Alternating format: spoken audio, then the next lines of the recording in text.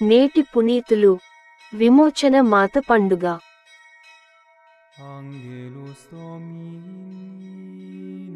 బుద్ధిమంతుడు ఉపదేశము నుండి జ్ఞానమును అర్జించును. మంగళవారం, సెప్టెంబర్ 24, 2024. మొదటి పఠనం సామెతల గ్రంథము 21వ అధ్యాయం 1 నుండి 6 మరియు 10 నుండి 13 వచనాలు. రాజు హృదయము పంటకాలువ వలె ప్రభుని ఆధీనములో నుండును. దేవుడు దానిని తన ఇష్టము వచ్చినట్లు త్రిప్పును. ఎవని కార్యములు వానికి ఉచితముగనే కన్నింపవచ్చును. కాని మనుష్యుని ఉద్దేశ్యములను పరిశీలించి చూచువాడు ప్రభువునకు బలిని అర్పించిన దానికంటే గూఢ అధికముగా నీతి న్యాయముల వలన ప్రభువు ప్రీతి చెందును.